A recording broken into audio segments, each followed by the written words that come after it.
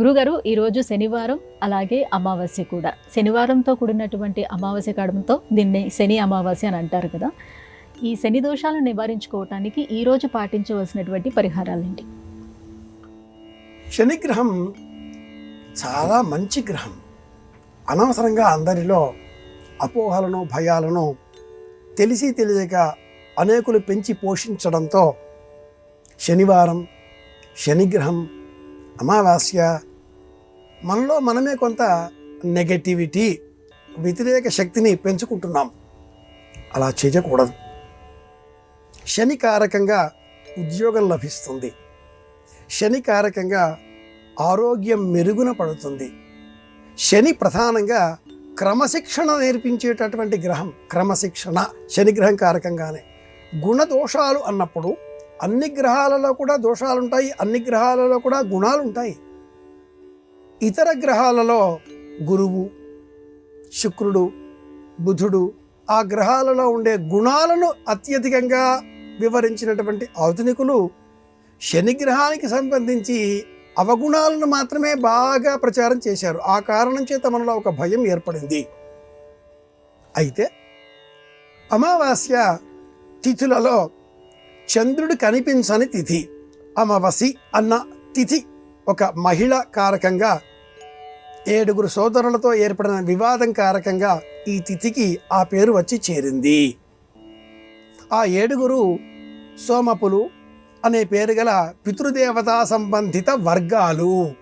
సోమపులు, ఆజ్యపులు అనే పేరు గల ఇట్లాగా వివరణగా ఉండేటటువంటి 7 పితృదేవతాకంగా ఉండే సోదరీమణి అమావాసి.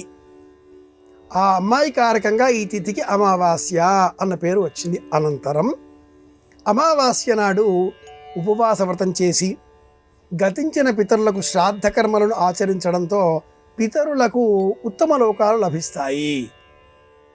శ్రాద్ధం ఆయా గతించిన ఆ వ్యక్తుల యొక్క తిథికి సంబంధించి సంవత్సరంలో ఒకసారి చేసేది కాగా, ప్రతి నెల అమావాస్య నాడు కూడా తర్పణం చేయడం, దానం చేయడం ఇవన్నీ చేయాలి. మన దేహంలో శనిగ్రహం కారకంగా ఈ పితృదేవతాకమైనటువంటి భయం పెరుగుతుంది. కనుక ఎప్పుడైనా ఇలా అరుదుగా శనివారం, అమావాస్య తిథి ఏర్పడినప్పుడు శనిగ్రహ దోష నివారణ 1, పితృదేవతలకు ఉత్తమ లోకాలు లభింపజేయాలనే ఉద్దేశంతో 2. ఈ రెండింటిని ఆధారం చేసుకొని పితృదేవతలకి తర్పణాదికాదులు వదిలి వారికి ఉత్తమ లోకాలు కలిగించే విధంగా దానాలు చేసి ఉపవాస వ్రతం ప్రారంభించేసుకోవచ్చు. ఈరోజు మొదలుగా, ఇంతకంటే ముందు ఎవరైనా శనివారం ఉపవాస వ్రతం చేద్దాం ఎప్పటి నుంచన్నా అనుకునే వాళ్ళు ఈరోజు ప్రారంభం చేసుకోవచ్చు. పైగా శనిగ్రహం వర్తమాన ఖగోళ విజ్ఞానంలో మీన రాశిలో సంచారం చేస్తున్న నేపథ్యంలో కుంభం, మీనం, మేషం, కర్కాటకం, వృశ్చికం ఈ 5 రాశుల వారికి ప్రాథమికంగా శనిగ్రహంగా వారి వారి జాతకాలలో ఉండేటటువంటి అవయోగాలు బయటపడుతూ ఉంటాయి. ఈ అవయోగాలన్నింటినీ కూడా తొలగించుకోవడం కోసం ఈ 5 రాశుల వారు మాత్రమే కాకుండా అన్ని రాశుల వారు కూడా శివాలయ సందర్శనం చేయడం, శివాలయాన్ని శుభ్రపరచడం, నువ్వుల నూనెను దానం ఇవ్వడం, నువ్వుల నూనెతో దీపాన్ని వెలిగించడం, మేడపైన పక్షులకు ఆహారం అందే విధంగా నువ్వులు బియ్యం కలిపిన మిశ్రమాన్ని మట్టి మూకుడులో మేడపైన పెట్టి రావడం, వృద్ధులకు పండ్లను అందించడం, పళ్ళు ఫలాలు వీటిని వృద్ధులకు ఇవ్వడం. సంపూర్ణమైన శనిగ్రహ దోష నివారణ వృద్ధులతో కాసేపు కూర్చొని మాట్లాడితే పోతుంది. వృద్ధులు కోరుకునేది తమ అనుభవాన్ని వినడానికి ఎవరైనా వస్తారా అని. శనిగ్రహం నవగ్రహాలలో అటువంటిది. ఇలా మనం చూసినప్పుడు శనిగ్రహం, సూర్యగ్రహం ఈ రెండింటి మధ్య మిగతా 5 గ్రహాలు ఒకదానికంటే ఒకటి తక్కువ బలాన్ని కలిగి ఉంటాయి.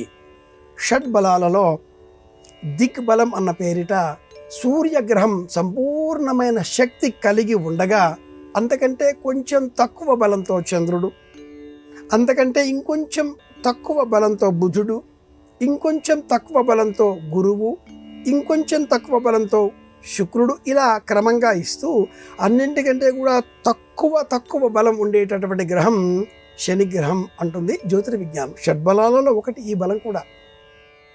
ఈ నేపథ్యంలో శనివారం అమావాస్య తిథి ఇలా ఏర్పడినప్పుడు మన జాతకంలో శనిగ్రహ దోష సంబంధంగా ఏవైనా అనుమానాలు మన మనసులో ఉంటే మట్టుకు తప్పకుండా పరిహారాలు పాటించాలి.